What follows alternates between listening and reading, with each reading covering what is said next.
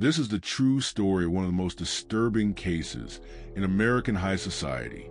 A story that mixes glamour, trauma, obsession, and tragedy in a way that few can imagine.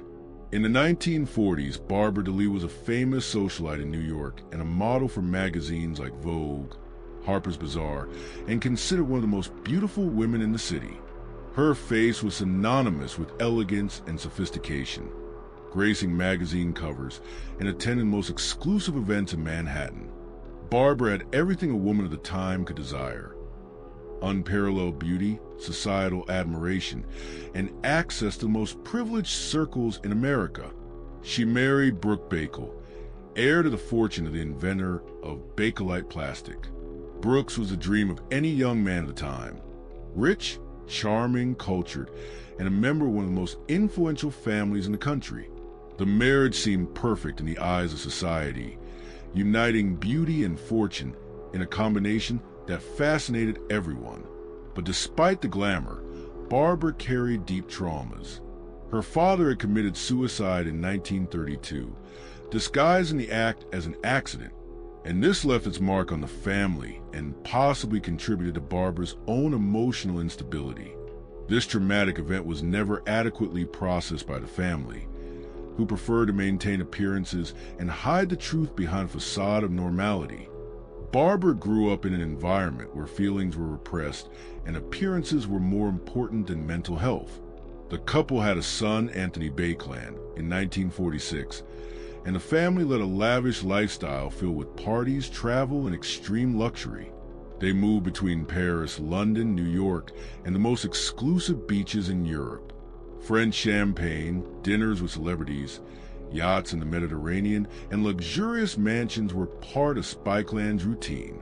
To an outsider, they appeared to be the perfect family: beautiful, rich, and seemingly happy. But the reality behind closed doors was quite different.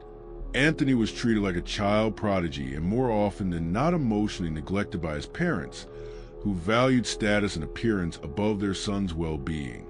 Brooks saw his son as an extension of his own ego, hoping Anthony would become an improved version of himself.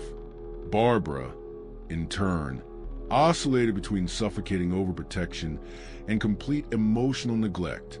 Anthony grew up in an environment where love was conditional, and there was always an invisible audience judging the family's every move. This environment contributed to the development of erratic behaviors and emotional problems in Anthony from an early age. He developed severe anxiety and panic attacks, and difficulty forming healthy relationships. The few friends he managed to make quickly distanced themselves upon realizing the disturbing intensity of his emotions and the toxic nature of his family.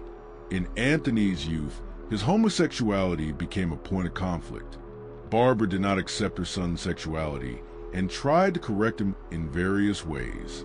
For her, having a gay son was an unacceptable social humiliation and a reflection of her own failure as a mother in the eyes of conservative high society of the time. She viewed Anthony's sexual orientation as something that needed fixing, as if it were an illness or a character flaw.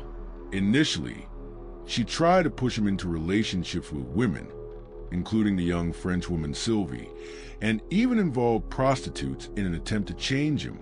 Barbara arranged forced encounters, created embarrassing situations, and publicly pressured Anthony to demonstrate interest in women.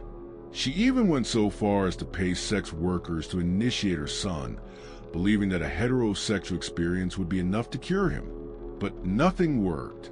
Amidst all this, Barbara and Brooks' marriage fell apart, and they ended up divorcing. Brooks began a relationship with Sylvie, which intensified Barbara's resentment and obsession with her son. Brooks's betrayal with a woman decades younger, precisely the woman Barbara had chosen to fix Anthony, was the last straw. Barbara felt she had lost everything: her husband, her status as a wife, and the illusion of a perfect family. And Anthony became the only object on which she could project all her control and frustrations. It was then that Barbara confided something disturbing to her sister-in-law. "You know, I could make Tony forget about his homosexuality if I took him to bed." The phrase was uttered with a mixture of determination and madness that horrified her sister-in-law. But Barbara wasn't just theorizing. She truly believed she could save her son through an act that most people would recognize as extreme abuse. After their divorce, Barbara and Anthony moved to Spain, away from the judgmental eyes of New York society. Barbara tightened the control over her son. They lived in a disturbing isolation, where the boundaries between mother and son became increasingly blurred and unhealthy. And then in 1969, during a holiday in Mallorca, the unthinkable happened. Barbara put her incestuous plan into action, seducing Anthony while he was drunk. Afterward, she reportedly boasted about the act to close friends. Barbara seemed to genuinely believe she had done something heroic, that she had saved her son from homosexuality. She recounted the story with a disturbing pride, as if she had made a noble sacrifice out of maternal love. But what she had done was completely destroy what remained of Anthony's sanity. This episode deeply traumatized Anthony, accelerating the collapse of his previously stable mental health and leading to paranoid and aggressive behaviors, including threats against his mother with a knife.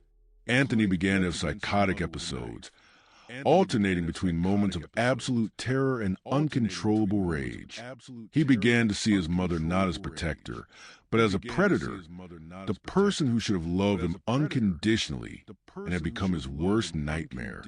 The following years were marked by unsuccessful psychiatric hospitalizations, inadequate treatments, and a vicious cycle of dependence and hatred between mother and son. Barbara refused to let him go, and Anthony was unable to break free from her. It was a macabre dance of mutual destruction. Until, on November 17, 1972, Anthony attacked Barbara in her London penthouse, stabbing her in the heart and resulting in her death. When the police arrived, they found Anthony sitting next to his mother's body in a state of shock. He reportedly murmured repeatedly, "She wouldn't leave me alone. She would never leave me alone." He was admitted to a high-security psychiatric hospital and released in July 1980 thanks to influential family friends. Anthony's release was controversial. Many psychiatrists warned that he still posed a danger, and the influence of the Bakeland name, linked to powerful friends, prevailed. Shortly after, he tried to stab his grandmother in New York, but she survived and Anthony was arrested. The attack demonstrated that Anthony remained deeply disturbed and unable to process the trauma he had experienced.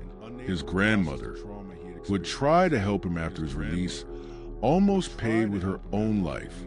On March 20th, 1981, at the age of 34, Anthony Baekeland committed suicide in prison with a plastic bag over his head. Anthony Baekeland died alone in a cold cell, carrying traumas he never managed to overcome. He was a victim of a completely failed system, a dysfunctional family, a prejudiced society, and an inadequate mental health system. The story of the Baekeland is a grim reminder that money and privilege do not protect anyone from their inner demons. Barbara Daly Baekeland, the woman who had everything, destroyed herself and her son in the name of Inch's obsession with control and social approval. Anthony never had a chance. Born into a gilded prison, he was abused by the very person who should have protected him, ultimately becoming what he feared most and a reflection of the trauma he endured. This story forces us to question the extent of a mother's responsibility. What happens when love turns into obsession?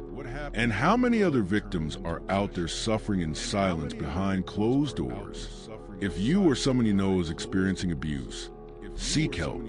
CVV 18 says yes. You are not alone. And you? What do you think of this case? Do you believe Anthony had any chance of having a normal life? Or was his fate sealed from birth? Leave your opinion in the comments below. And if you want to see more disturbing cases like this, subscribe to the channel and activate the bell so you don't miss any videos. See you in the next case.